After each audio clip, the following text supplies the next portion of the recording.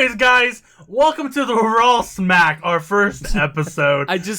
Really? How do you do this every time we do something together? Friend versus friend, stuff on your channel, stuff on my channel. Anytime we record something together, you always do this. It's annoying. I'm going to adjust the audacity just a little bit. Were you too loud? It's spiked. We turned it down a little bit. Yeah, mine's going to probably do the same thing. It's okay. This is the first episode. We have a baseline of what to mess with anyway. Yeah, so, like I said, it is the first episode, and we are kind of really just diving into it. We've talked a little bit on, like, the name, where we came up with the Raw Smack. Cody thinks it's innuendo for dirtiness. I'm still trying to figure out how, except for the thought of the Raw Smack on the ass. But, let's not go there. We're gonna start a weekly podcast talking about this past week's episodes of Monday Night Raw and Friday Night Smackdown. Maybe down the road, doing episodes for each one. That maybe will be way down the road. We got a bunch of stuff we're both working on. About a lot of stuff. Right now, we're just gonna do it all together. Down the road, we might split them up. There's talks that we might do NXT. We can get into that. Maybe AEW, probably not, because every time I've tried... I'm waiting. It's like, look, AEW, for me, has not found itself as a show that's going to be here in the next 10 years, and I'm not going to start a podcast on something that I don't think is going to last itself. So, it's beating NXT right now, but that's really not saying much because it's not WWE. It's really not. So, but we'll let that ride. I would say for AEW, probably about a year and a half, see where that's at. But for right now, like I said, we're just concentrating on Monday Night Raw and Friday Night Smackdown on Fox. Anyway, you get to lead off Raw because I have no notes on that. I watched it, but I didn't take notes on it because it was so boring. There really isn't much this past week on Monday Night Raw. Drew McIntyre is still out with COVID. He's supposed to be back next week, though, this Monday. So we're looking forward to that. Not so much, Goldberg, but... we're looking forward for him to be back. I think it was just a down show because they were like, well, our champ's out, so who gives a shit?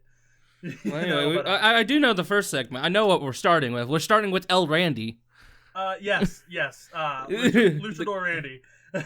With that terrible makeup. I don't think he was supposed to wear the mask. I think they realized that the makeup guy's makeup was so bad that they turned a random mask in the back inside out because it looked like Inside Out. That's what I'm saying. Like, it's not the fact that he's wearing a mask. I have no issue with that. There's been plenty of wrestlers who have had storylines where they've got where they wear a mask after injury. Yeah, exactly. And there's some who was it? I think his name was Johnny Nitro. Was that his name? With John Morrison when he got his face kicked in. Nitro was Morrison. Mercury was the other dude. No, it's Mercury. Sorry. Yeah, Nitro. Yeah, sorry. That's been a while since I brought up that name. Morrison was Nitro. But yeah, he wore the nose guard when he broke his face. But anyways, or Cody Rhodes when he was wearing the face guard when he was like beautiful Cody Rhodes. He got injured, and he had his weird face guard. Oh my god, all the memories bringing back. And there's even older ones than that, but the mask, it was just horrible. You could tell it turned out Inside Out mask, and it looks like they came in and was like, hey guys, let's cut the nose out. Well, no, I've seen luchador masks like that. I just think they found one in the back. Yeah, maybe one of the other luchadors had it. Nose out. That's what it looks like. It looks like they took something and just scraped it just looks like it's turned inside out. It just the stitching looks weird. It looks weird to me. Like don't get me wrong here.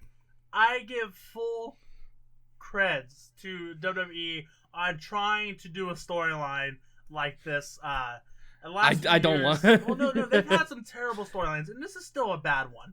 But I don't think it's good. Yeah. I don't think it's good, but it shows that they're attempting, and that's the start of something that could be beautiful and could bloom. At the same time, it could crash and burn. But the whole segment was just terrible. I don't think Randy is a good slow talker. I think Randy is a good, I'm going to come out here, kick your head in, RKO you, beat the shit out of you. But when he slow talks, like, I can't help but just to laugh at everything he says. Well, I couldn't stand to laugh because he's like trying to portray like a deranged and broken man, and I'm like, Yeah, exactly. The entire time I'm laughing because it's just so bad. I'm like, what the hell is going on? And you may like stuff like this and maybe say it's like the start of something different. This is the type of stuff I actually hate the most. I'm not saying because it's just so hokey. I really don't, but it shows that they're trying different things, which means they might land on something that we all do like. That's a horrible way of thinking, because that's the same type of thinking that like the Attitude Era was. Like, okay, people like to think of the Attitude Era as something good. I think it's the most overrated wrestling era of all time. The main event was good, but almost everything else was terrible. I want to have hope, okay? It's the kid, it's the wrestling fan inside of me. I want hope. Yeah. The hope is called Smackdown in NXT. Right, that we're going to get back to those good old days. Upon from that, not too much happened with him, just talking and awkwardly watching footage of himself getting flamed in the Burned. face. Yeah. That just, he's watching and I'm like, why are they showing this? And even on the screen it says 3 weeks ago.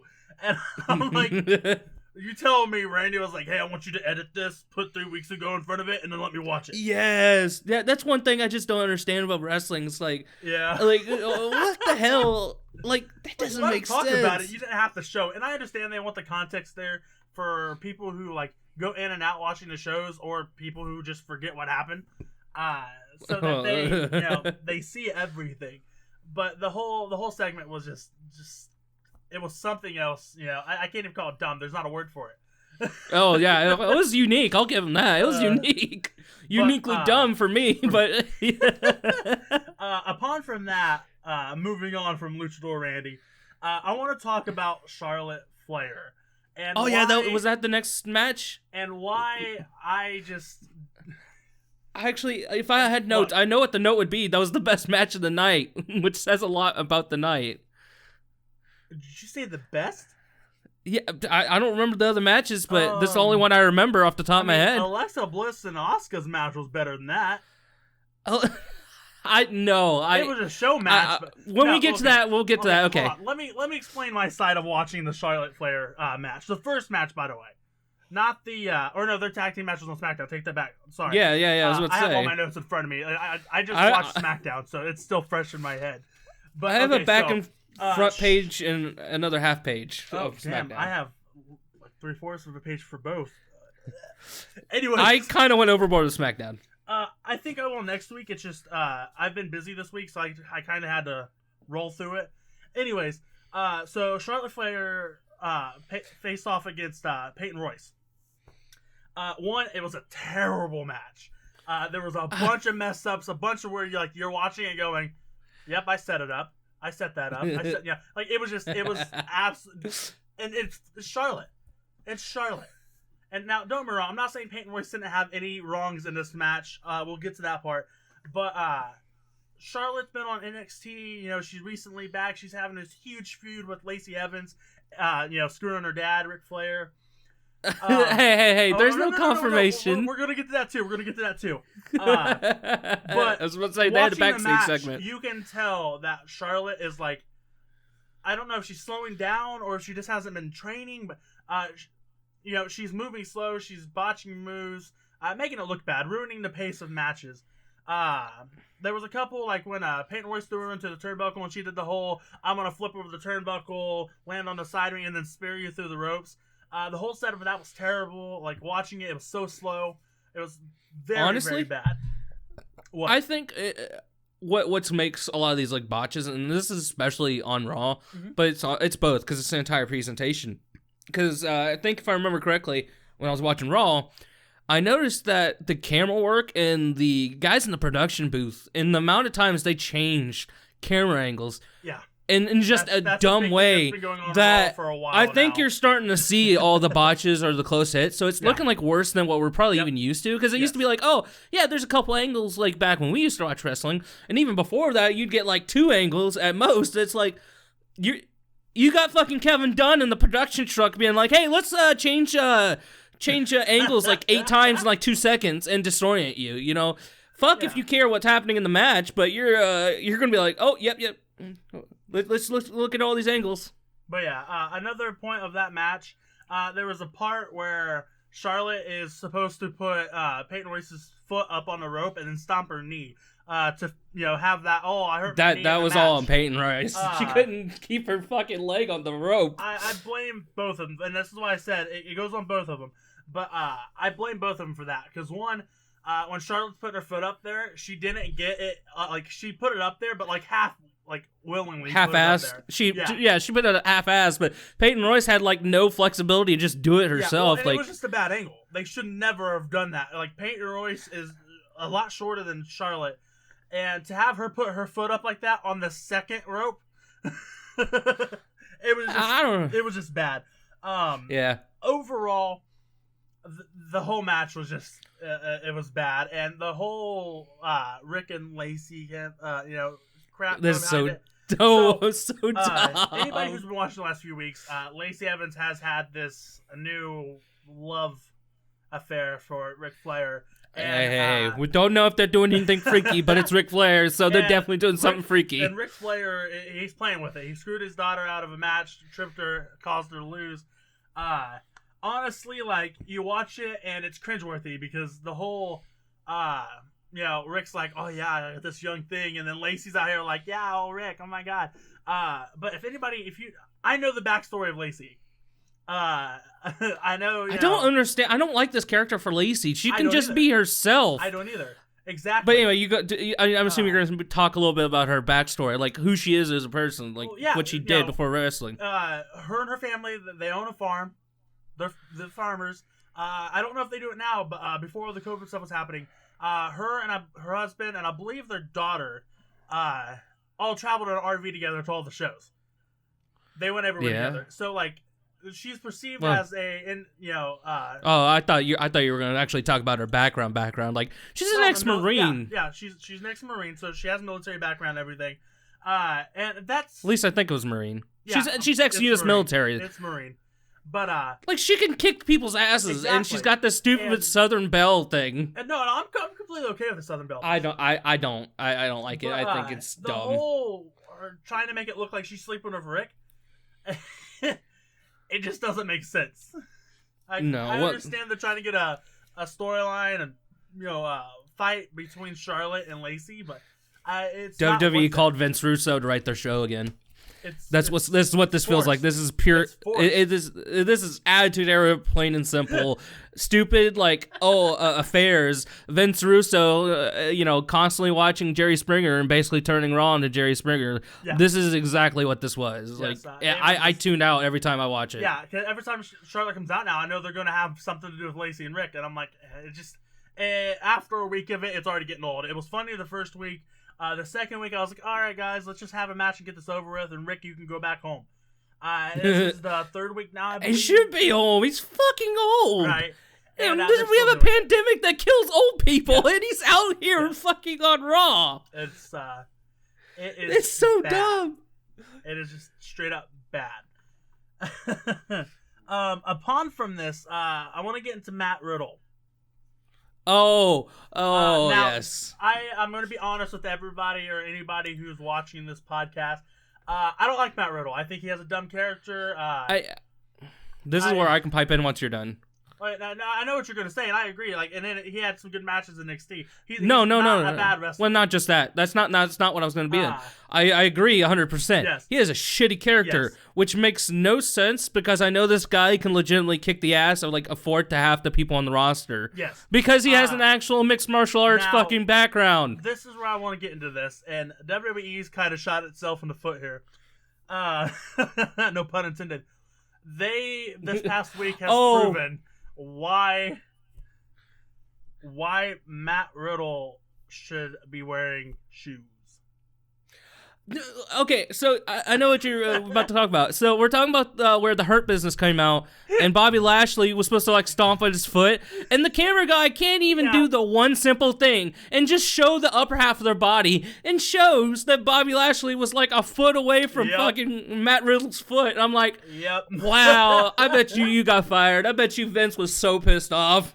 And it's funny because he comes out here and he has this ankle thing on and everything, and I'm like, bro, they stopped your toes, fake stomped your toes, not your ankle. He had his foot wrapped up, not even his toes, his ankle. But yeah, just like I said, just a quick jump on the foot there. It was dumb. It's a dumb storyline. The whole storyline with Matt Riddle and the Hurt Business is just it's something that needs to get resolved and be on its way. You know what's weird?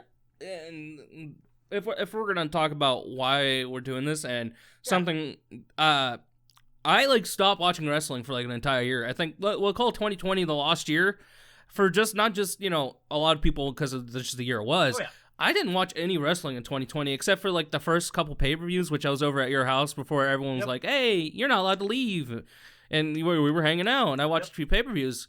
I wasn't even watching Raw or SmackDown. I haven't been watching Raw and SmackDown for close to a year and a half, and I heard something about Bobby Lashley MVP and who else is in the Hurt Business? Shelton Benjamin, and then it was Shelton Benjamin. Yeah. They have a newer, younger guy in there whose name I cannot remember. But I'm like, I heard some things and people were calling it the new day, and I'm like, oh, that's gonna be dumb. And I'm watching, I'm like, the Hurt Business is not really this has nothing to do with maybe the original new. No. I can see what they meant, and they're talking about the way the New Day was portrayed. The first week they were a thing before they became the shaking their ass thing that they do. Oh, you mean when they were like, oh, hey, we're a big tag team, we're gonna wreck this roster. And then next week they came out and went, with our asses. They were basically... But anyway, I can sort of see it, but even then, I actually like the Hurt Business, which is weird to say because I don't like Bobby Lashley. I think he's a terrible wrestler now. I think they have great potential to be one of those, always going to remember tag teams, but with the way WWE is writing their stories, it's not going to. Oh, yeah. Upon from that, sorry, I just got a tweet there. That reminds me, I should probably turn off my notifications so that doesn't get on the mic. Upon from that, moving on to Alexa Bliss, aka the new Fiend. Oh yeah. I have a love-hate relationship with what's going on with this right now. Oh, I definitely do as well. It is love and hate. One moment I love it, the next minute I hate it with all my passion. See, she had her segment with Randy, and I'm like, oh, this is stupid. They're ruining the Fiend. And then they had this whole ordeal with Asuka, and I'm watching it going, this is pretty cool. They're having their match, and all of a sudden, Alexa Bliss is doing... are we skipping over most of the stuff in the middle? Are we just going to hit the major points? Because their match was the main event, wasn't it? What else did we miss? I don't know. That's the point. I didn't take fucking notes. I know there was a bunch of shit in between, but it was such a boring show. Okay, so I will admit this. I watched this on Hulu, so stuff has been cut out. But to be fair, a lot of that could have been cut out, so that makes sense that this is all you remember. I actually watched it, and I wasted 3 hours of my life because I watched it live. I guess we could have better explained this coming into the intro of this podcast. So when we're looking at this stuff, I'm looking for stuff that's going week to week basis. Like a constant storyline. I'm not so much going to look at. I'm not going to be like, hey, these guys had this match this week that they weren't feuding last week. They're not going to be feuding next week. But this is what happened. Maybe I'm just so spoiled because most of the stuff in SmackDown, there at least is an overarching week-to-week stuff. I'm looking at my notes, and most of the stuff... I have... Look, I'll explain this to you. I have 4 lines for Raw. Look, if you can see it here, let it... I can't... Oh, there we go. Oh my god, your handwriting's so much better than mine. My handwriting's so shit. Smackdown. And then there's me that has an entire 8x11 where both sides are covered, and then another call it full page of another half. Like that. Like I said, I've been busy with a bunch of things this past week. But anyway, but, I'll let you continue because you're leading the Raw. The whole ordeal of the lights going out, her popping up in a different outfit, I thought that was kind of cool. And then doing the whole, she did to Sister Abigail. I thought that was really neat. And it kills me because, I'm not joking, you guys here. I legit thought Bray Wyatt was wrestling for a second. She nailed that move so perfectly. It gave me goosebumps. Like, I'm getting goosebumps talking about it now. Are we talking about the sister Abigail, right? Yes. Where she actually did it better than Bray, in my opinion. She did that. She did the looking backwards off the corner of the ring and everything. She nailed it. I give Alexa Bliss complete credit. She had that down to a T. Part of me wants to think this is still an overarching story, and they're finally doing what people wanted to do when he was in the normal Bray Wyatt, and she's actually possessed by Sister Abigail. We're still in that whole storyline because people were like, oh, we want Alexa Bliss, or we want Paige, or we want someone to be, as Sister Abigail on the roster. And I get the feeling that's actually what Alexa Bliss is, and this is just an overarching story. In a weird way, Bray, or I don't know Bray's actual name. I know he's a Rotunda, but he's like the new Mick Foley in a lot of ways. Oh, yeah. He's got so many personality, he's got so many gimmicks that work. Bray to be the new Mick Foley / Undertaker. I see. I don't want to compare him to Undertaker because the Undertaker. When I say Undertaker, I know a lot of people are going to look at this and go, "Oh, you're stupid for thinking that." No, do I think Bray Wyatt's going to amount to what the Undertaker has done in his career? No, that's a hefty load for anybody coming into WWE or that's there now to take on. No one's ever going to touch that. But I'm looking at the long term of I think he could be there as Vince's go-to guy. Hey, I need you this week. You're there. I think he's going to be there for a while, and I think he has those characters that 30 years down the road, people are going to still be talking about with WWE. Hopefully. I don't know. I would like to think that, but considering just the ratings and in general, a lot of people just aren't watching anymore. Yeah. I don't know if people will be talking about The Fiend or Bray Wyatt, which I actually like the Bray Wyatt character a little bit more, as much as I like the Fiend. I think The Fiend has higher high points, but I think Bray Wyatt as an overall was... that type of character is a temporary character that, I think they have overexposed in certain areas. I think they have a lot of people overexposed, and that's one of wrestling's biggest problems. And that's why, the Undertaker's character was so great back then. And the issue today, and I hate calling it an issue because social media is a wonderful thing. It gets things out there. Wow, that makes it even worse. Yes, I know where you're going. The thing with the Undertaker back then was, you didn't have people, tweeting, "Hey, I saw the Undertaker at a supermarket, and he wasn't dressed up in dark clothes and haunting souls." The Fiend the Fiend's supposed to be in hell right now, but I guarantee you somebody's snapping pictures of Bray Wyatt sitting out on his porch. He's not in hell. He's taking time off. We know he has a newborn baby. Not a newborn. We know he has a new kid. It's a few months old now. I think that's just a problem with modern wrestling. At least back then, there was an illusion that you could at least act like it wasn't real, even if you knew it wasn't. That's why there will never be another character like Undertaker. Yeah. But getting back to Alexa Bliss, because we're getting off there. Undertaker's just... We could spend days and days talking about him. Maybe we'll have an episode where we'll talk about Undertaker, because we're doing these reviews weekly, because...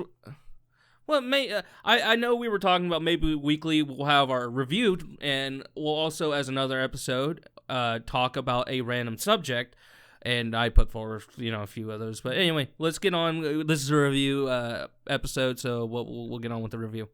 Definitely. You okay there?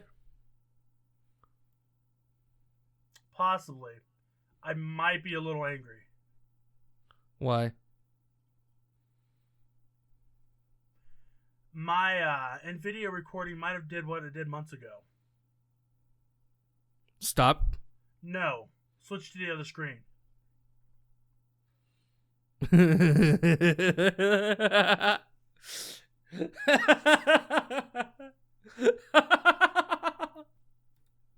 Oh no! Hold on. And this is nope. Maybe not.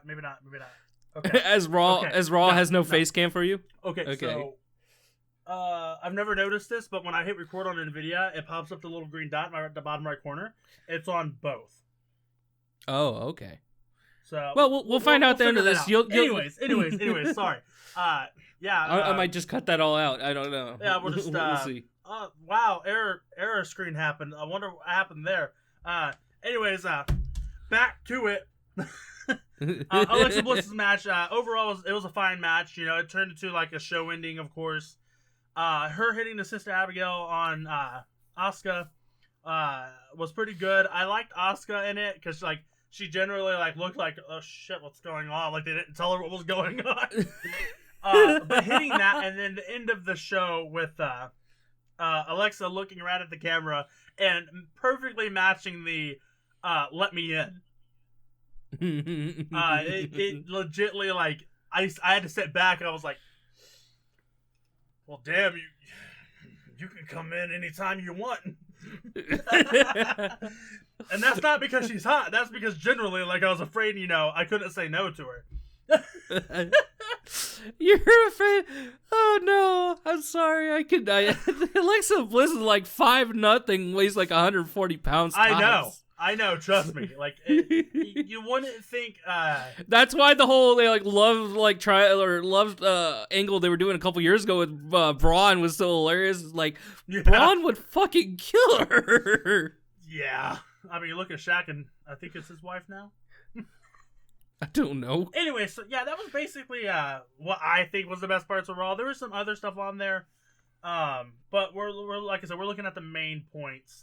If there's a match that happens that's not like a week to week thing or a weekly thing, I should say, but it's a good match, you know, we're gonna bring it up. But this past week on Raw, it overall wasn't that great. Some of the matches were crap. They wrestled bad.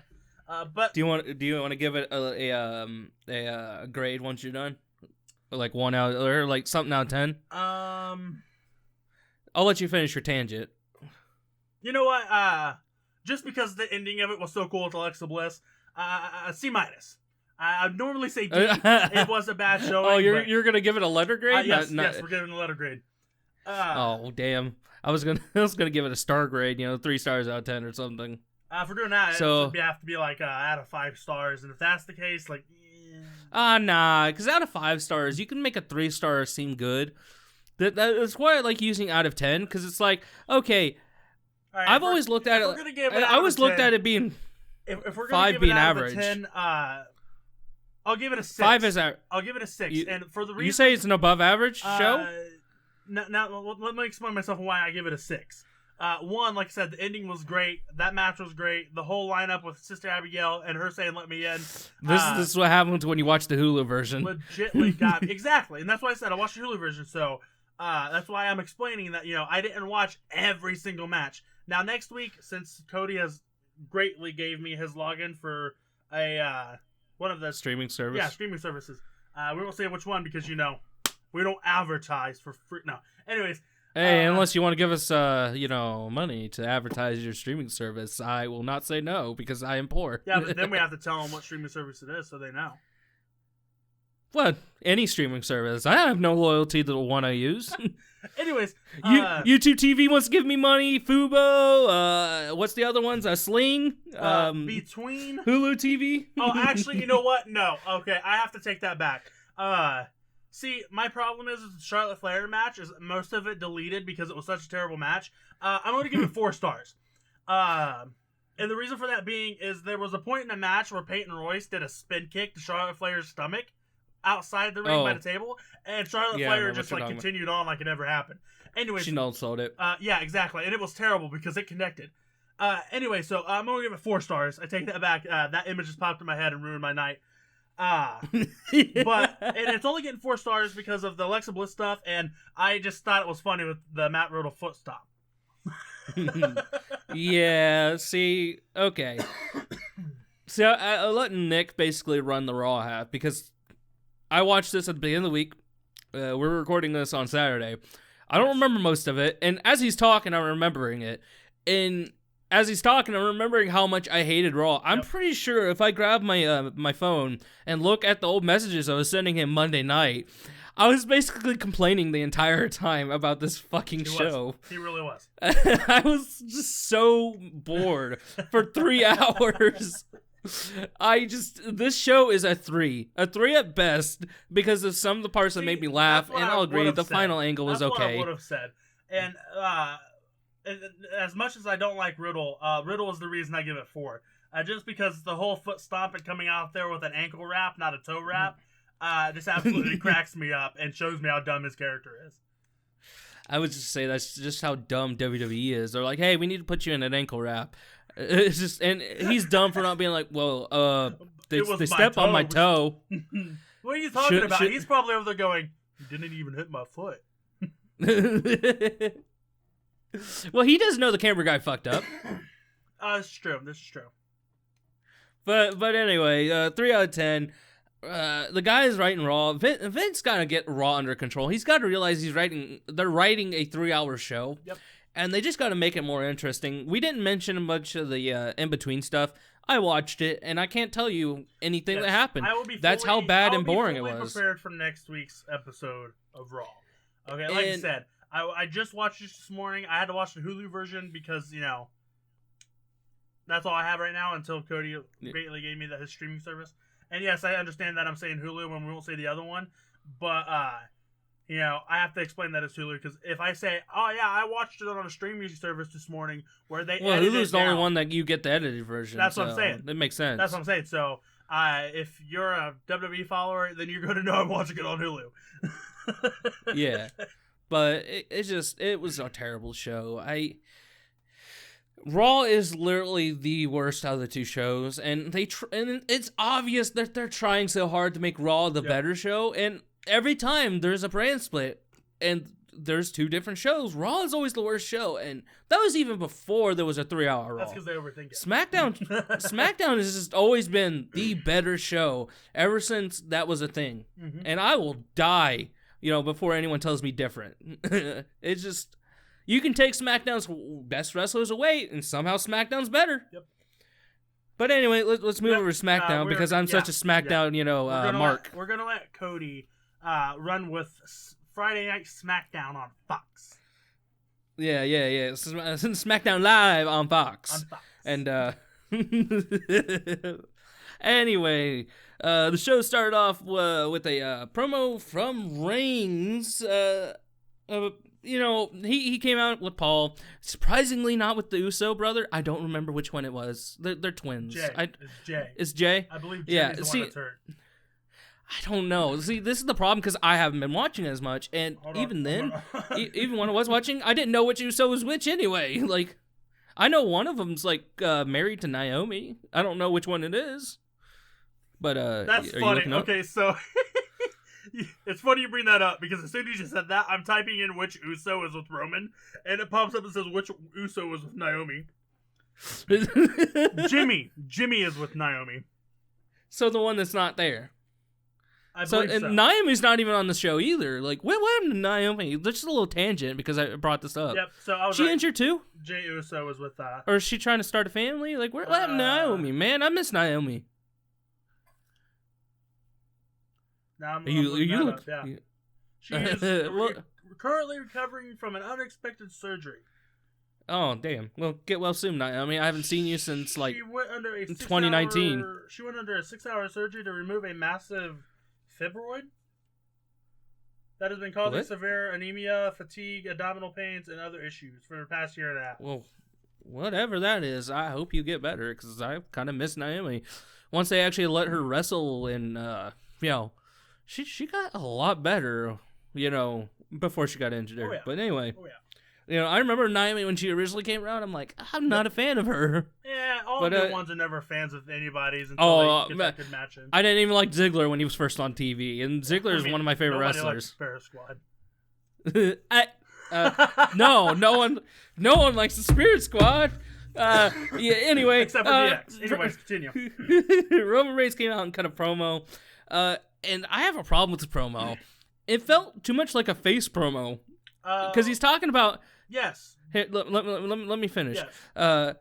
He's talking about being there, and he only missing time because of the pandemic, because, of his leukemia and stuff. And the entire time, and he's talking about he would never, worm his way out of a match. He's cutting a promo on Adam Pearce. Yep. I'm like, okay... You're a heel, but this is a face promo. You're cutting a face promo. Roman, I understand that, you were a face since, since the first points of the Shield. why are you cutting a face promo? Shouldn't you be cutting a heel promo? But anyway, Adam Pearce comes out and, he verbally assaults him. And Heyman starts laughing. And Adam Pearce is like, I'll take all this from Roman, which makes a lot of sense. He's bigger than him, can kick his ass. And I won't take that from you. And then Heyman cuts the weirdest promo as he challenges Adam Pearce to a fight. To a match. I'm like, what the hell is happening? You got any comments on that, Nick? So my whole point of watching this promo happen is the reason why Paul Heyman needs to go. I like Paul Heyman, but this is like the worst Paul Heyman. This is the worst Paul Heyman interview. Bischoff are some of the best mouths the WWE has ever had. The problem here is though there's still I can name a better one than both of them, but no, WWE. He wasn't a WWE guy. He was in WWE. They're some of the best. There's plenty of others. But the whole point here is Heyman's here to talk. The reason he was here for Brock is because Brock can't talk. Okay, no, Brock can talk when it's real. Yeah, because the promos he was basically cutting because UFC is more wrestling than wrestling is at times. Yeah. The things he was doing when he was calling out fighters, like, damn son, why weren't you doing this when you were in WWE? It's terrible at scripted entertainment. But the whole thing with Heyman being with Roman is because Roman's not a good talker. And actually, I think he's a pretty good talker because that promo was good. It was just the wrong promo. He's gotten better at talking, which is why I don't see why Heyman's still here. You can talk now. You don't need Heyman. So why is Heyman still, out here with you? All he does is he lets Roman talk, and he stands there. Not even joking you, okay? My hand right here. This is the same dumb shit they did with CM Punk. Okay, my hand right here. This is Roman Reigns, okay? Okay, I'm Paul Heyman. This is all Paul Heyman does now. That's all he does. He doesn't talk. Let's hope your camera's not fucked up because he's licking his lips and whatnot. But just in case, I'm afraid he's taking Roman in the back and putting his thumb in his butthole or something.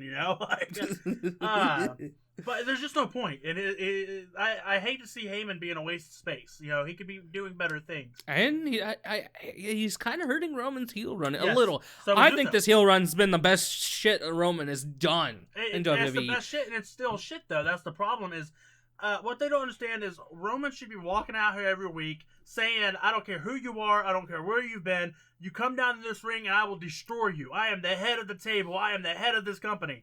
And everybody should be challenging him, and he should be wrecking people and leaving. And he's not. What happens is he gets in a match, he starts wrestling, and then stupid Uso comes out and helps him. He doesn't need to cheat. He's the big bad dog of the yard. This is his yard now, is what he said after he eliminated The Undertaker. This is his yard. Why is your little chihuahua coming there and humping people's legs? Chain the bitch up and leave him in the back room, come out, wreck people, and leave. Oh, that's great. That's great. Nice little promo you just cut on Uso calling him a chihuahua. But anyway, we're moving on. That was great.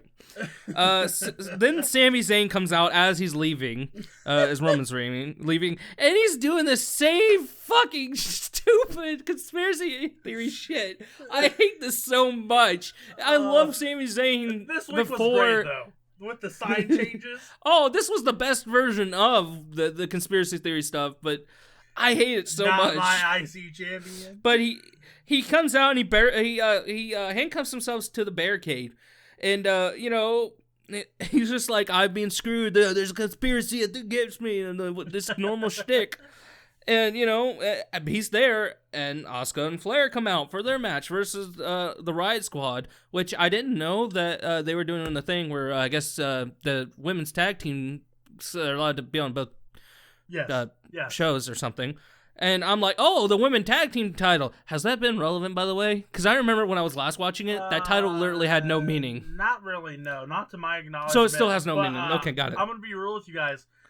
So I'm watching Smackdown, and the Riot Squad came out. I generally got excited because I loved the first edition of the Riot Squad. Ruby Riot and who's the other chick? Because Billie Kay is the annoying one. It's Mandy Moore, isn't it? Probably. See, now you have me questioning myself because they haven't been together. See, I just wrote Riot Squad. I just wrote Riot Squad with Billy Kay. But anyway, as he's looking this up, they just have pretty much a basic match. One thing I still didn't like, and this is a production thing with WWE, is them cutting away from the action to Sami Zayn with his conspiracy theory thing. If you want to show him during the entrances, that's fine. You want to show them when they're going back, from the after the matches, that's fine. But okay, that's what. So yeah, okay. And then Sarah Logan needs to be a part of it. Yeah. And it's just his weird thing where they're showing his stupid protest, conspiracy theory thing during the match. I didn't like that. I'm like, yeah, it's not the greatest match in the world. It's just a basic match, which I'm not expecting great matches for Raw and SmackDown. I'm expecting you to sell me on if I have the network, buying the network, or just like you used to have to sell the pay-per-view. You're selling the network. You want people to get the network to watch your pay-per-view. Yep. Raw and SmackDown are advertisements. They've always happened. That's wrestling. I don't need the greatest match of all time. If I get it, fuck yay. But so the match overall didn't really matter as long as it's not terrible. Yeah. But anyway, Billy Kay screwed the Riot Squad again. I don't know how Nick feels about this. I don't like the storyline. I'm going to stop you right here. We keep calling it the Riot Squad. I understand, like, the 2 of the 3 members are back together, and now they have her in there. That's just what they're calling them, so I'm calling them the Riot Squad. I know, but it isn't the Riot Squad. The Riot Squad hasn't been the Riot Squad since they all split up. I would love to have the original Riot Squad back together. Like I said, I'd love the first edition of them. And then the girl that's with them, she was part of the Iconics, wasn't she? Billy Kay, I think she with Peyton Royce. I think she was. Yeah, with Peyton Royce. That's, you like the Iconics. I wasn't the biggest fan, but maybe those. I love the Iconics, dude. I call them the Iconics. The Iconics, sorry. See, again, I wasn't watching as much when they were around anyway, because I don't know what it was about them, dude, but like they clicked. It was one of those tag teams like where they come out there and like you like at first kind of like I don't know, like this tag team might just be a stupid tag team, and they ironically became iconic. Like now when I see them wrestling apart from each other, I'm sitting over here like I feel so dirty watching this. Like no, you guys need to be a tag team. I think they should have held on to the tag team champions for a while. I don't think the tag team champions have been relevant since they lost them. And I understand people are going to say, oh, they fought their way out of so many matches and ran and hid. I don't blame them for that. I blame their them for heels. I think they should have gave them a legit title run and let them beat some tag teams. I was fine with that. They're heels. Exactly. I think they did their job too well, and I legitimately got annoyed by them. So that's why I didn't like them. I will comment on Peyton and Royce, though. Look, girl, you're beautiful, and I love you to death, but we got to talk about your sprinkles on freaking bread.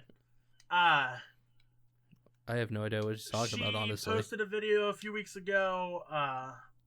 Oh, you're the social media guy. Of course, I wouldn't fucking know this.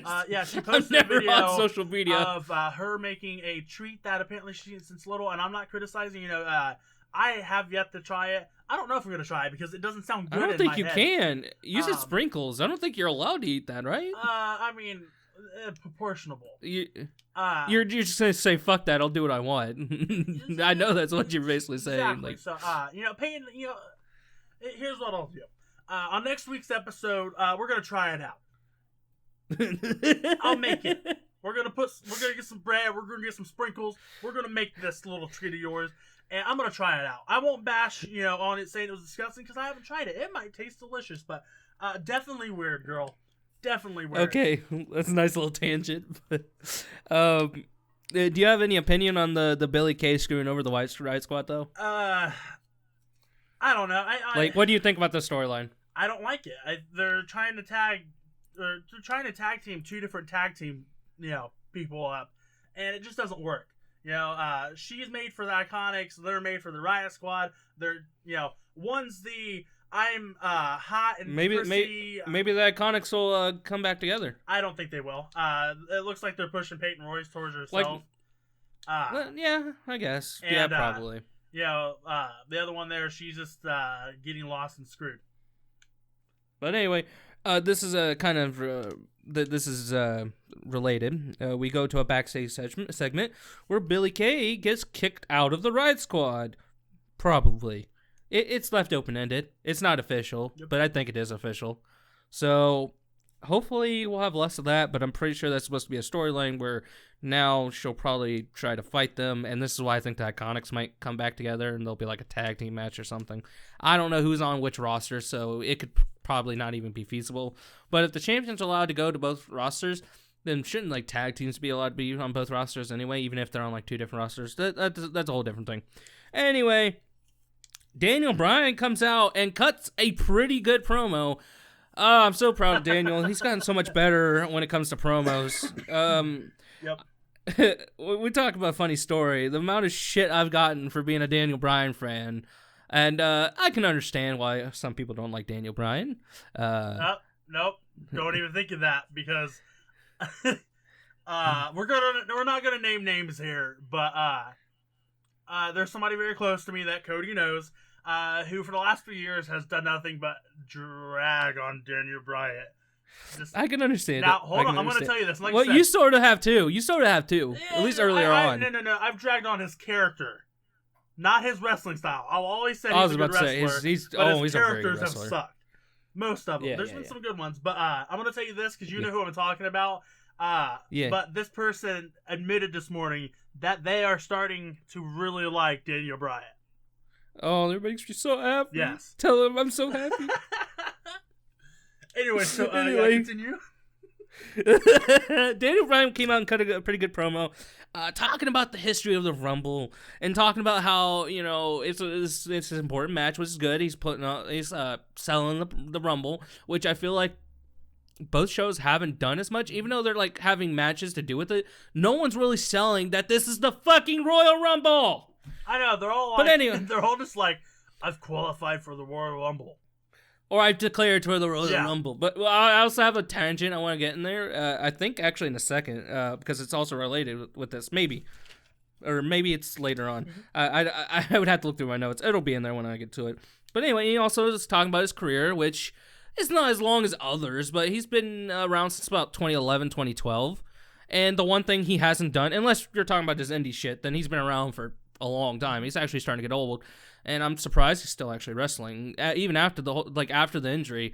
And this is why I love him so much. Like, after the injury, I thought he shouldn't have came back. Me and Nick had this conversation because Daniel Bryan's one of my favorite wrestlers. He came back, and this kind of same thing with Edge.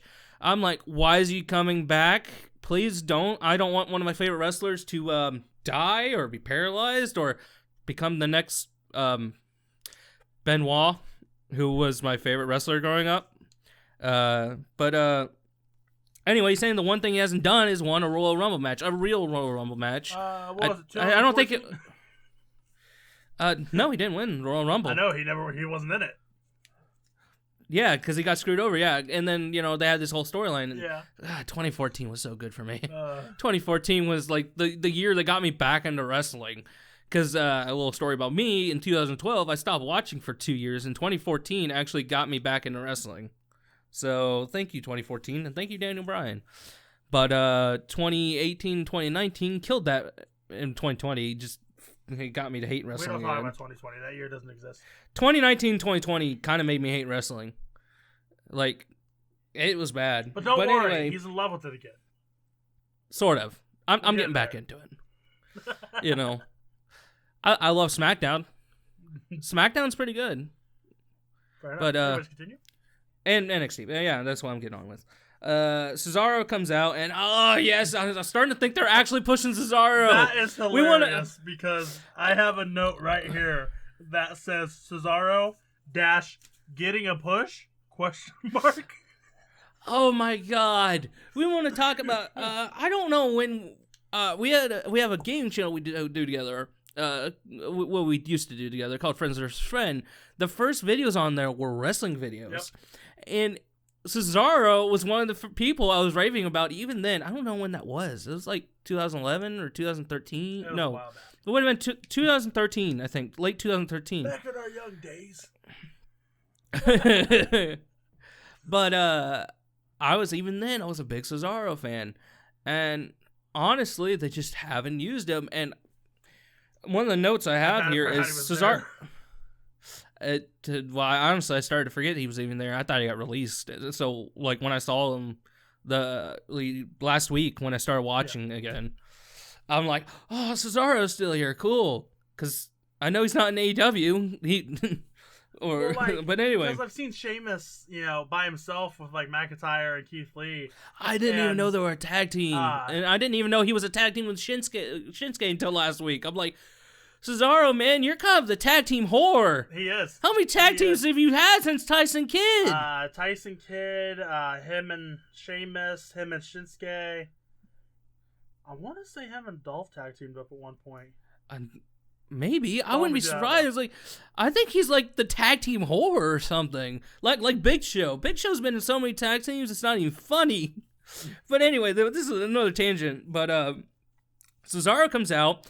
And he starts cutting his promo. Funniest part, the only thing that makes this Sami Zayn thing funny is he literally acknowledges Sami, and he's like, "Oh, I can." He starts, talking about how he can speak 5 languages, and he starts speaking in French. And obviously, Sami is from Canada, and he goes to act like he's gonna give him the mic to speak in French. He's like, no one cares what you think, what you have to say. I literally started dying and laughing out loud. Like, I could not stop laughing. And I'm like, okay, my love for Cesaro is still around. He's got he has the it factor. You can't tell me he doesn't. Him and Ziggler put on a good match. Yeah, that's a little bit later. But yeah, and I actually think I wrote down it was a good short match. A little later. But anyway, he comes out and he talks about a I'm sorry, I'm trying to read this while now I'm laughing because of what you're saying.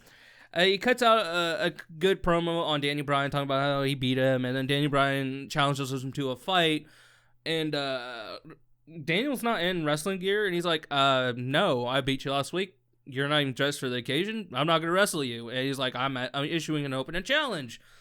Daniel Bryan. Well, Dolph Ziggler comes out, and he's like, he's going to answer the challenge. He tells Daniel that it's not 2014 anymore.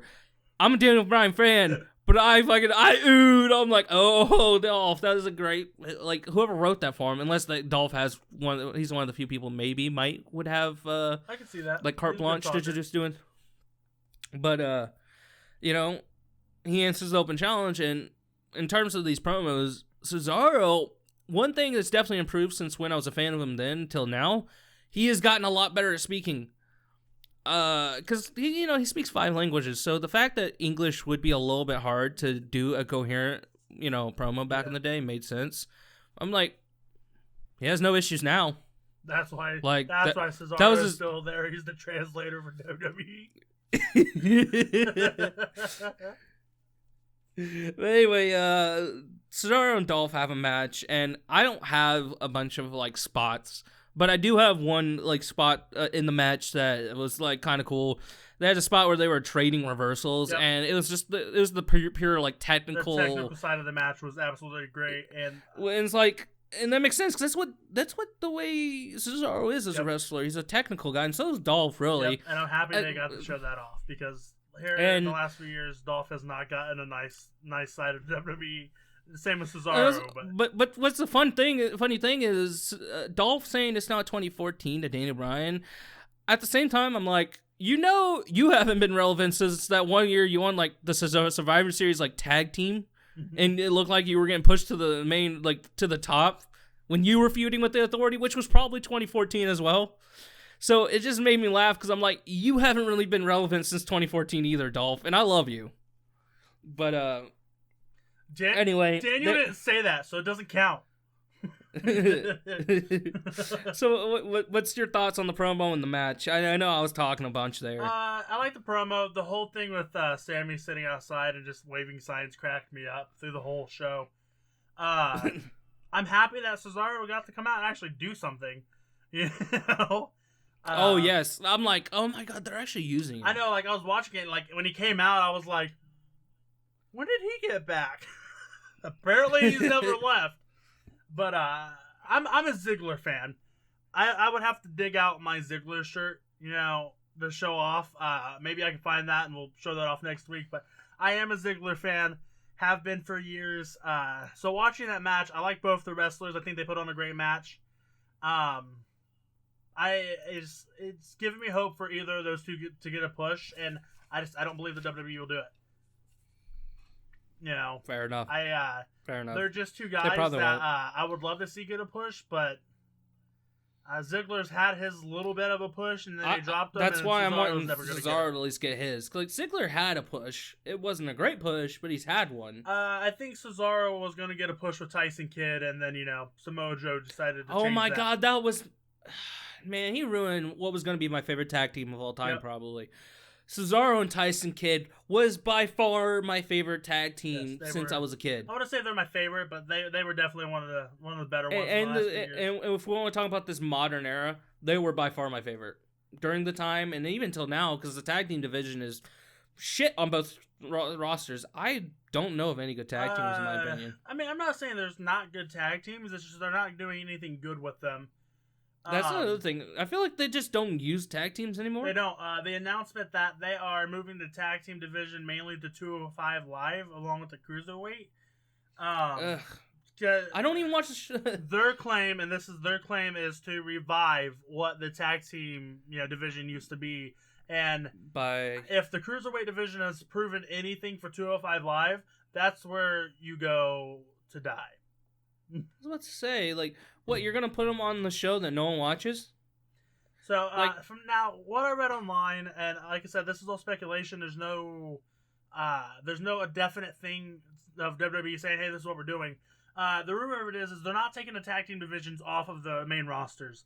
They're using 205 to bring tag team divisions, like, lesser known people up as tag teams, and then shoot them over to the main rosters. Kind of like an NXT for tag team divisions.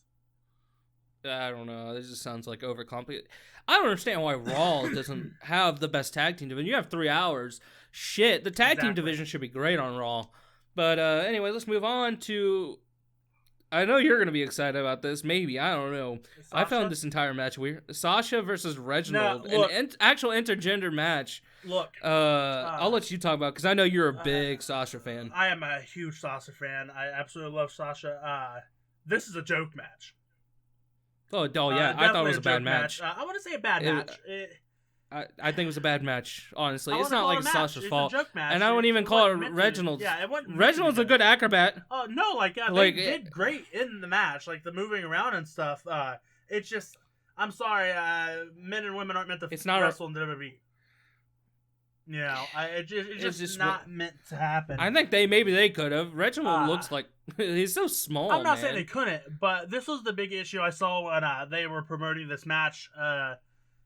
I'm surprised WWE did it on the fact of anybody freaking out about them possibly promoting the thought of domestic violence being a thing, and I wanted to go on that. It's stupid to think of it that way. I don't think he actually ever hit her. No. In this match. No. He just jumped around and did some awesome flippies. Like I said, that's why I called it a joke match. They're not gonna have to actually have them wrestle because of that situation happening. I think it was a nice little hey, this is a breather part of the show. Go use the bathroom. Get something to drink, or just sit here and be able to laugh about it. But to the serious side of it, what was his name again? Reginald. And fuck you. I want to be him. Oh, being manhandled by Sasha? Beat me up, attack me, slam me on the ground, and I couldn't even laugh at the match, dude. I was too jealous. She's slamming him. This is exactly, and I'm sitting here going, I don't have a note here, but I watched this earlier, and I'm like, man, Nick's gonna talk about this later. This be I'm so jealous, man. What he's gonna mention and this is my opinion. Other people might disagree. Other people might agree. Sasha Banks and Carmella are the two hottest divas in the WWE right now. And yes. Are you talking about? Nah. One of those is right. Who do you think? Sasha, let's see. I don't think Carmella's one of the hottest, but she's not ugly. Who do you think's hotter than Carmella besides Sasha? I don't know, but nah. Just nah. You can't tell me that she's not and then not produce another diva. I don't think we're allowed to call them divas anymore. Sorry. Wrestler. Women superstars. Women superstars. Oh no, you're not allowed to call them wrestlers. You know, because Vince doesn't like the word wrestler. They wrestle in a wrestling ring, but they're not allowed to be called wrestlers. They are the two hottest scripted entertainment performers in the WWE. That's even worse. Now. That's a pure Vince thing there. But man, I don't know the entire female roster off the top. So okay, I don't like the Southern Belle thing, but no. I will explain that right there. Lacey is definitely up there in some of the hottest women. I like in the Lacey a lot more than Carmella. No. There is a difference, and when I say, but hottest, I also think she could hurt me, so it kind of freaks me out. And I'll explain this to anybody who's watching. When I say sure they could both Carmella hurt me. and Sasha are the hottest women in the WWE to me right now, when I look at that, I'm talking in terms of like the beauty walk down the aisle for supermodel type of hot. Lacey is on a completely different bracket because one, she's super hot, and two, she can probably kill me with her pinky, and that does things to my body that I cannot explain because of the rules and stuff and on YouTube. I could go into some bad. Pretty sure we've already broken some of those already. But anyway. But no, I'm not defining them as like as objects. I'm talking like if you took all of the women of the WWE, said, hey, go get dressed up as supermodels, do your walks. I'm sorry, nobody's touching Sasha and Carmella. Sasha's, but I think really it's just Sasha. Sasha's in her own fucking. She's in her own hemisphere. It's obvious. Sasha, she I know you're probably never going to see this or never going to watch this. It's probably a good thing if she doesn't. But if you ever do watch this, I love you. And not in a creepy way. This is obviously really creepy. No, as in a fan way. I think you are a spectacular wrestler. I think you're a great person outside of the ring. You inspire a lot of younger women to come out of the bracket of sticking to their roles. There's a lot of people that Sasha got a lot of shit when she was like newer to wrestling. There's a lot of people dogging on her, saying that she'd never make it. And look at you now, baby. You're on the top, boss. Like, I'm pretty sure that's just about anyone who gets in the wrestling business. Yeah, there's a lot of them that get shit on. I mean, there's some that stick out. There's a crap ton of them. Bailey had a lot of haters. I remember when I'm pretty sure you were one of those haters at one point. No. Once again, just like Daniel Bryan, I did not hate Bailey. I did not think she was a bad wrestler. Her gimmick was ass. And her cutting her hair and coming out there and commencing to stabbing the shit of their wacky, wavy, inflatable arm men was the greatest thing they could have ever done. It was the best thing ever. Sorry, Sasha, Carmella, your guys' beauty has gotten me off track. Anyway, yeah. But yeah, like I said, I think it's a joke match, and I understand it's a joke match. That's why I won't crack on it. It was a good laugh. I'm happy they did it, and I'm excited to see their next match at the Royal Rumble. Okay, moving on to another backstage segment with Roman Reigns and Heyman. And I thought this was actually a pretty interesting promo segment, whatever you want to call it. Reigns I was after him. Good. Was talking to Heyman, saying he wanted him to rip him to shreds on the mic. I wanted you to kill him with your mic skills, bro, not your muscles. Like, and he's like, not challenge him to a match, and he's not. Now you have to fucking fight him. That was the biggest bitch move of Roman I could ever see. He's like, now you have to be a man and handle your business, and it's like, well, it cracked me up. You kind of implied that you wanted him to challenge him to a fight, and I'm pretty sure that it cracked me up because like the last couple weeks he's been like, yeah, come on, Adam Pearce, I'm gonna kick your ass to Royal Rumble. You're facing me, and then when when Paul gets, Pierce into the fact of like, hey, we're going to wrestle, Roman's like, nah, dog, this is your fight. I'm out of here. Like, you're just kind of like, but you were just griping about him not facing you and you having to face, other people, and why wouldn't you take this opportunity? Anyway, moving on to the next segment, Big E versus Cruz, and what was a pretty good match. And a great ending. You may like that. Maybe I just have a hatred for this gimmick. Two of the greatest kicks I've ever seen in my life. Oh, the hell of a kicks. But anyway, Sami in the midst of the match uncuffs himself, which I honestly didn't see that coming, but I guess I should have because he's, got screwed over for the IC title. Anyway, as they're having a very good match, I'm like, oh, Apollo Crews is finally getting used right as well. I'm like, he went from someone that looked like it was going to be something to being nothing. Yep. And then they're like, okay, they really going to use him now. I'm like, I'm pretty happy about this. And they're having a great match, and I'm just glad Big E is a singles competitor finally. I see one of two things coming out of this. Anyway, Sami Zayn came out and hell of a kicked him, and it's obviously gonna be a triple threat. Exactly, that's what I was gonna say. Is I see them either doing the triple threat or them just ignoring Sami and continuing with their match next week. Nah, well they're gonna ignore him, but somehow he'll end up in a triple threat. They'll probably have a rematch next week because WWE loves the rematches apparently. And this is one thing I hate about WWE so much. And Sami Zayn will interfere again. Well, okay. I like rematches when they make sense. I don't like rematches on TV, normal TV. If you're having a rematch at the next pay-per-view, so be it. The whole point of the pay-per-view is you're supposed to handle your business on the big stage, not, we're going to wrestle 3 times before the pay-per-view and, we'll trade some wins and there'll be a disqualification in there and then we'll prove it at the pay-per-view, but then we'll do this again leading up to the next pay-per-view. But anyway, I went on a little tangent. Moving on to a weird segment, but I guess it helps the ending of the show. KO does a promo from his car. Maybe this was recorded and posted on social media before. Hold on. Wait, was this after or before? I want to talk about the ding dong.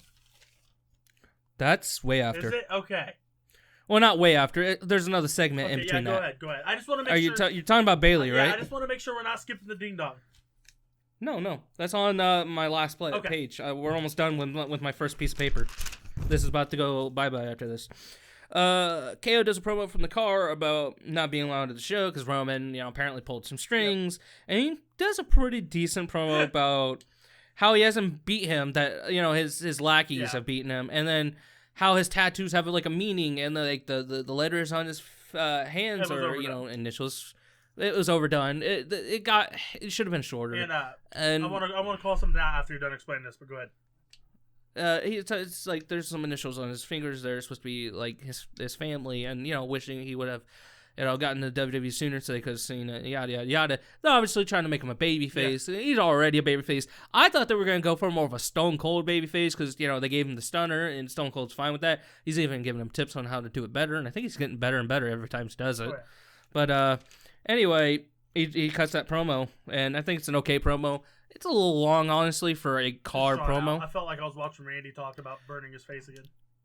Yeah, but anyway, we'll let Nick talk about it. And there goes page number 1. So, this is going to be fast, but you're telling me, okay, that Roman pulled strings to get you not allowed at the show. But Roman can't pull strings to get you not in the Royal Rumble and Adam Pearce back in at the Royal Rumble. That one makes a little bit more sense, in my opinion, because he can be like, okay, security guys, don't let him in, whatever. At least Adam Pearce's management overall, I don't know, this is the whole point I have with this, and this is actually going to factor into the ending, actually, about management, reigns, and their powers to do each thing, but anyway, I'll let you talk more if you want to talk more. No, that was basically it of it. Like I said, it was going to be pretty fast. It's just, I'm watching this the whole time going, you can pull strings to get somebody kicked out and stay out, but you can't pull strings to get what you want. Okay, moving on to an actual backstage segment. the Street Profits did their thing with Sonya Deville wanting to go get their tag team championships. I don't know. Like, maybe it's because I haven't really seen them. I wasn't even watching NXT at the time, so I have no real opinion on Street Profits. If anything, in a lot of ways, they're just a toned down Crime Time to me. Yep. And maybe I'm just overreacting, but I don't see anything that I like about them. They seem hyperactive. Yeah, that's all they are. They're, hey, we're the New Day without the cool wrestling moves. I haven't even watched any of their matches, but you know, like as of right now, my opinion on them, and this is as of right now. I know they apparently held the title for like 200 something days or something. I'm like, but as of right now, I didn't watch, so of course I didn't see them. They're a tag team that I think if they don't do anything with after this point, they're going to be a laughable tag team that But I also have a note here about the segment. And I wrote just the word cringe. Like the segment was just cringy to me. Unofficial is cringy to me. Well, I think that was part of it, but it's just the entire thing. I don't. Maybe it's just because I don't relate with how the Street Profits act, but it doesn't seem like something like it's not a face team I would ever root for, and they're not heels either. So it's just. They're just annoying to me. They just bounce around. I don't like bounce around people. Like I said, they're the New Day without going out and showing they can wrestle. That's the only thing that made New Day likable for me is how good of a wrestlers they were, and they actually had some decent promos. Minus the absurd amount of hip thrusting that Big E likes to do, and he still does that. It's just, dude's got a problem. Yeah. Like. Damn, I thought Antonio Brown had a problem when it came to football with the twerking and thrusting for his celebrations. But he won't be doing that this Sunday. Apparently he's injured, but anyway. I'm going off on a tangent. I don't get it. If other people like it and you want to tell me what you like about it, go ahead, because I need someone to explain this to me. Maybe I'm just out of touch. I don't like anything about it. And I'm not even that old. I'm only 25, and I feel like an old man that doesn't get it. Don't get me wrong. They've made me laugh. They've had good segments before this, but the whole Sonya Deville being an official, that was stupid. Just the whole thing overall, I didn't see a point to it. It led nowhere. I don't think it's going to lead anywhere. I think they were just trying to fill some airtime. That's exactly what I think they were doing. Yeah. Next, since it seems like you were excited for this, even though this is the segment that has the most notes from me, because I also love this segment. I'll let you run off with it. What? It's the Bailey. It's the Bailey segment.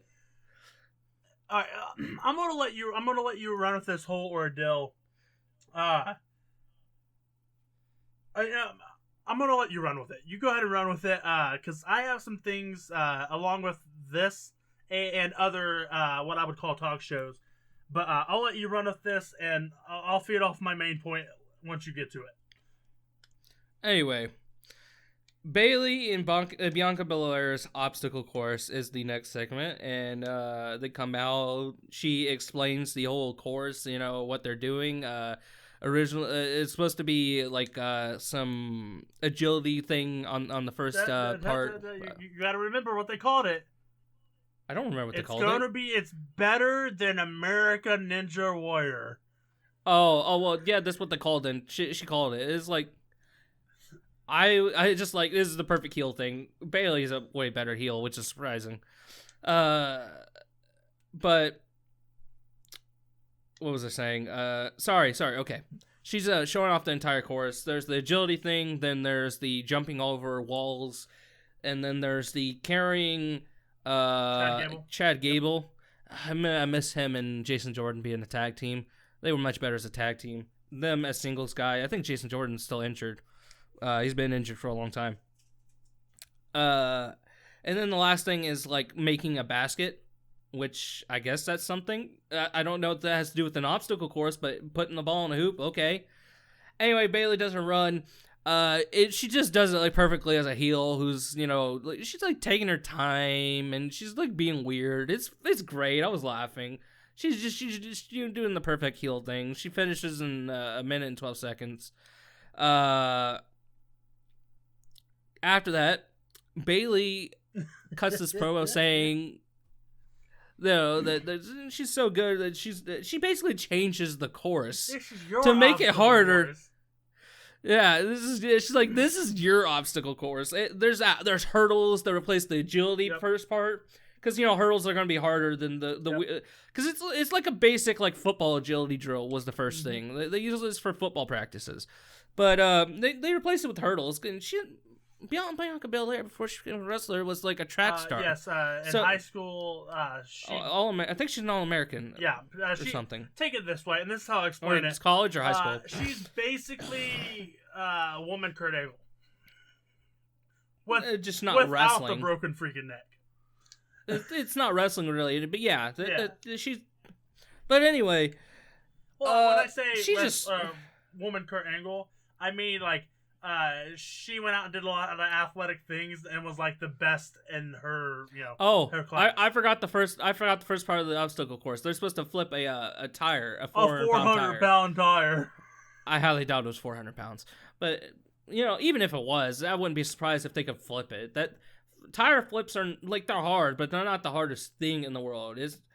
But anyway, I'm getting off track. Bianca starts. She flips the tire way faster than Bayley does it. Like, I highly doubt it was 400 pounds. But then again, we'll get to this later. If it was, I wouldn't be surprised that she flipped it faster. She does the hurdles, no problem. Like, she just zooms through that. She zooms over the little walls that they're supposed to be, like, jumping over and climbing over. Gets to the third part, which is supposed to be, like, carrying Chad Gable. And then that got changed, and it's not Chad Gable. She has to carry Otis. Yeah, Otis comes She has to carry fat-ass Otis in a fireman carry. I'm like, I don't think... She's not Chyna or Beth Phoenix. No, she's stronger than them. She fireman carries Otis. I literally almost shit my pants. I put great. This in, and then she does an awesome, good old, Jordan dunk.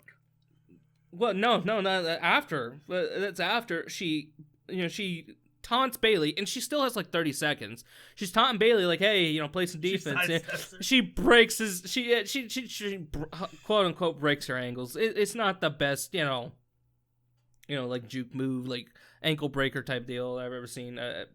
Crossover is what I'm looking for. Nice not the biggest basketball to make you laugh, but not make you hate the show. But then she goes for a dunk, and I'm like, this was actually surprisingly not terrible. That I have this in my notes. Surprisingly, not a terrible segment. And Bayley attacks her afterwards, and it's like, oh, she does the heel thing.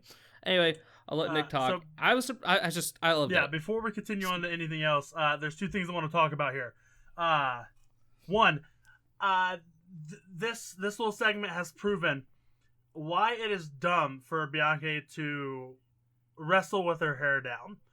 This woman ties her hair up, and I'm telling you, if you've never seen her wrestle before and you saw the segment, you would not believe her hair is as long as it is. She ties it up, and it's all up in a bun and everything, dude, and it's gone. Like, there's nothing there, and it made me, like, look at it and go, why don't you do that in all your matches so people can't attack or stomp on your hair? And pull your hair, yeah. Apart from that, and yes, I include this little show, whatever you want to call it, Bayley show, in with talk shows, but talk shows need to go. Oh, I thought we were going to use this if we decide to do another episode. The things that need to disappear. No. I'm like I said, I'm not. We're not going to go into this. Well, it'll still be in there. Yeah, but talk shows. We can still have an episode of this later. But yeah, it was a good segment because they did something rather than sit in the ring and talk until somebody interrupted or they attacked each other. But talk shows are terrible. It just proves that they need to evolve what they do with talk shows. Instead of it being a talk show, they need to do dumb shit like they did with this.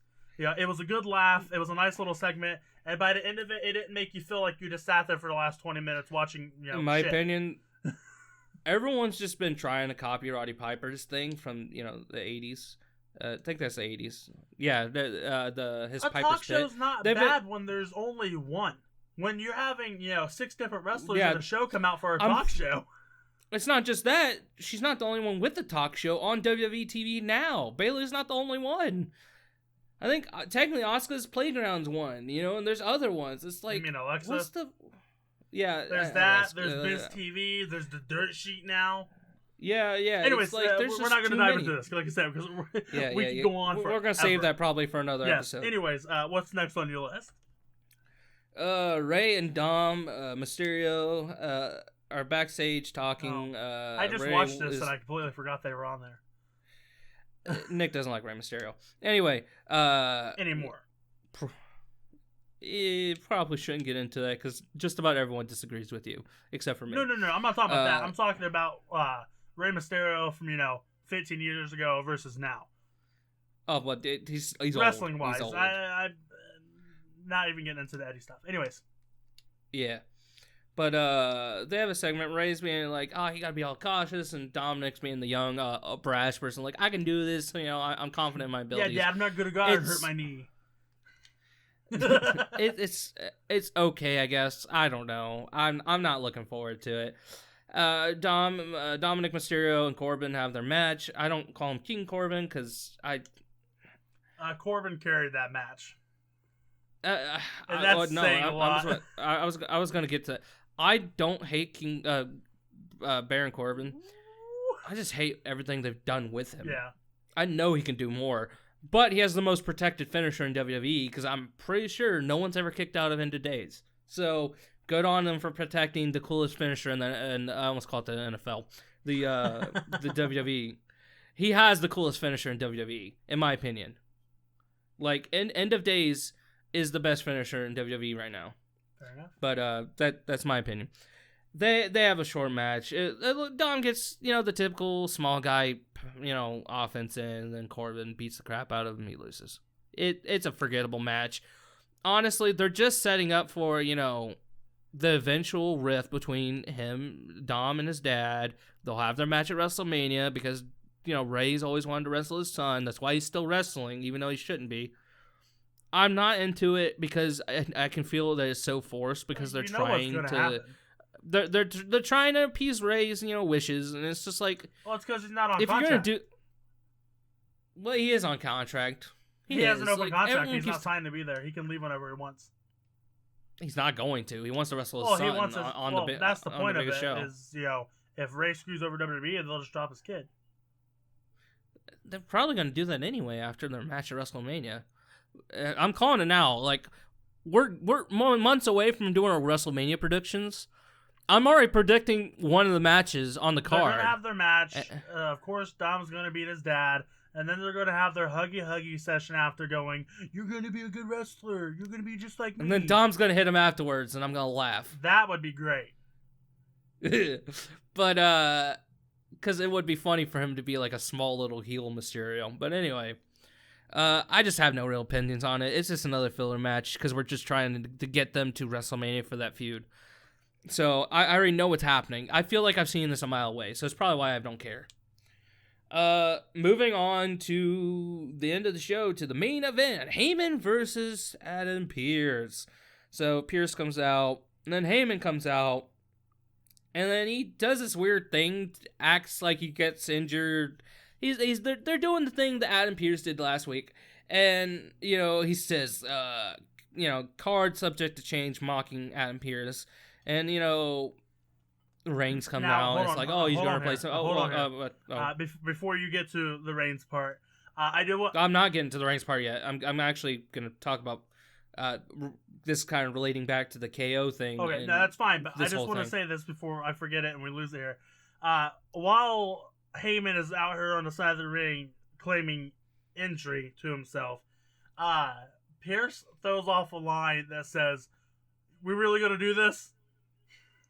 And I'm sitting here this whole time going, you just did this last week. We really gonna do this? At least last week it sort of made sense. He's management. Yeah. So if he wants to replace someone in his match, so be it. But how the fuck can Paul Heyman choose who he wants to replace him in his match last second? Adam Pearce is still management. Shouldn't it be his choice or Sonya Deville's choice who replaces Paul Heyman in their match? You would think that. Why does Roman get to choose who's in this match? He's not management. Like, I don't understand what they're doing here. Like, Oh, I don't even know if this was intentionally, because the way they were talking earlier, it's like, oh, Reigns wants you to go handle your business. What, did he only come out because Paul injured himself? And he's like, right. Oh, okay, I gotta clean up this mess. I don't want to be insulted even more. But even then, Adam Pearce's management, why is he accepting this match? He tried to get out of this match in the first... What? I thought Jey Uso was going to come out. That would have been better. Or maybe, I don't know. No, because I actually like the way this actually turned out afterwards, but from a storytelling aspect, it made no sense for the match to even happen. Like, why are you... It never happened. They're never wrong. But, it wasn't a match. But Reigns and Pierce. I still put versus. Reigns comes out and kicks his ass. Like, straight up fucking beats the shit out of him, drives him to the stage. Did he? I don't remember him actually ever hitting him. I believe so. I don't think he actually ever hit him. If he did, it might have... when Roman went to grab the stairs, he hit Roman, and Roman commenced awkwardly doing this where like he was going to spin around and throw him into the wall, but he went the wrong way, so like they went all the way around. Anyway, he's dragging him to the stage and then to the place where the monitors are for the Thunderdome setup. And out comes KO. I guess security's not very good. This is the typical wrestling thing Roman where the babyface comes in. KO comes out, hits a stunner, and then they go back and forth with a fight. You know, they're punching each other. Well, I think the first stunner came out of that, but they're hitting each other, and it actually kind of looked like Reigns was going to get the better of KO, even though KO was doing the running. And I'm like, okay, that's kind of a heel thing to do. He's still going to get the better of him, even though he was jumped. But, you know, KO hits him with a stunner. People come out, and this is the one thing I actually like to happen, because I wish this would happen more. Something happens that's not scheduled. Why isn't people coming from the back to stop the brawl? Like, what? What the hell is happening here? Or, you know, and this is kind of my complaint 3 weeks ago with... As, you know, Roman's head of the table, we don't mess with Roman. Well, yeah, but no, this kind of like 3 weeks ago. Randy Orton gets flame balled in the face and no one comes out to fucking help him. No, he just got a fireball. Nothing. Like, he just got a fireball chucked at his face. That's why it was so stupid that they panned on him for so long with that camera. Letting him go, oh god, like, The 5 foot female wizard put a fireball in his face and no one's coming out to help Randy. But, you know, people actually came down. I'm like, okay, this is good. This makes sense. Hey, he's just lucky it wasn't pocket sand. Pocket sand's worse. Way worse. But KO, you know, comes back, keeps hitting him, and then hits him with another stunner. And, you know, it's like, oh, you think it's done. He hit him with 2 stunners. Nope. KO's like, I'm not done. I'm going to pop-up powerbomb you through a table. And the entire time I'm thinking, like, damn. As awesome as that was. You're the babyface, right? As awesome as that was, and as great as that was, all that tells me is Kevin Owens is going to get destroyed at the Royal Rumble.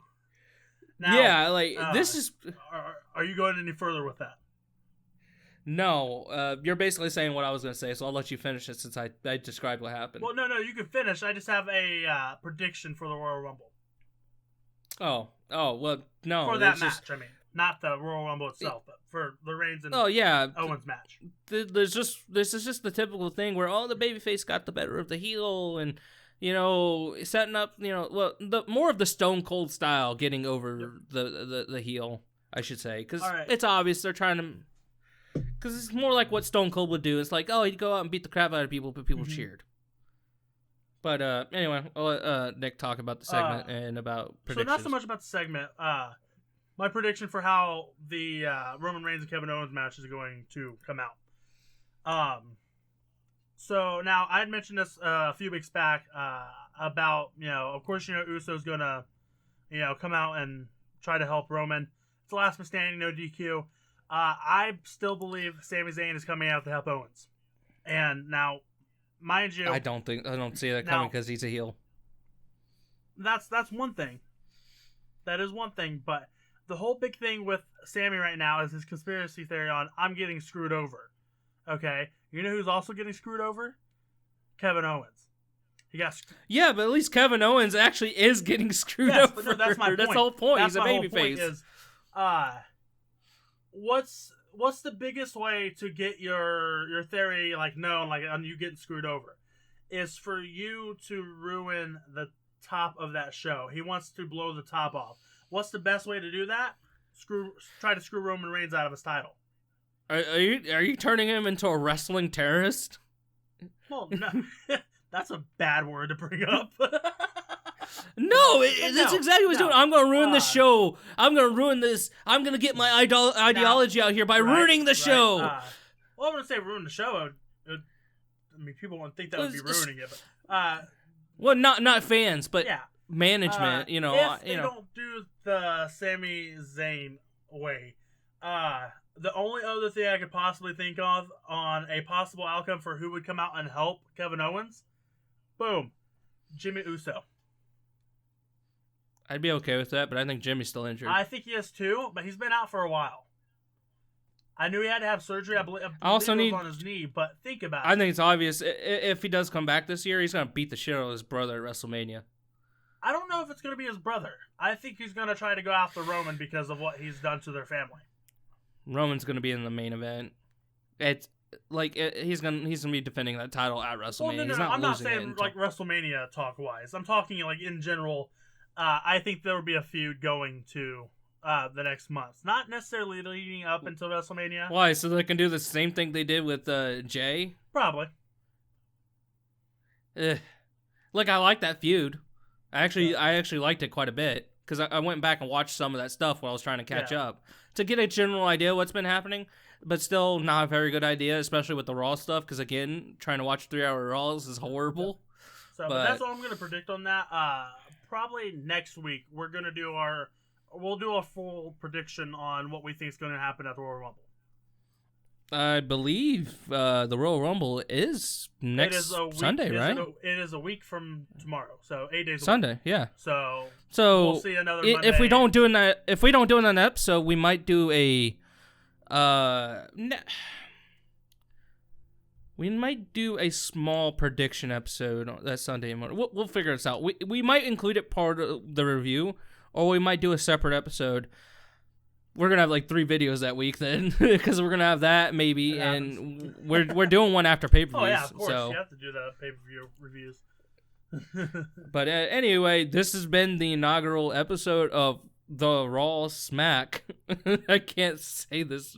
The Raw Smack Wrestling Podcast. Yep. I hope you guys enjoyed. I really do. I kind of. What's funny is the kind of the inspiration to do this was kind of funny. He doesn't know that I just started watching wrestling again. He comes over, or he calls me on Discord, and we start talking. He's like, "You want to start a wrestling podcast?" And I'm like, I thought about making a YouTube channel and talking about wrestling. I just got back into watching it again, and it worked out perfectly. That's what I thought. If you're gonna call me literally the day after I started watching wrestling again. Yeah, there's some cosmic, meant to be type deal. So, sure. My voice is starting to go out because we've actually been doing this for about an hour and a half. We're at an hour and 34 minutes. And what?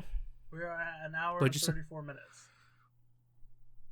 I don't know how much of that before we actually started. Probably only a couple minutes for you. For me, it's probably my recording's at an hour and 40 something because there's 10 minutes of it. All right, well, I'm gonna stop Cody from rambling on there. We hope you guys liked this podcast.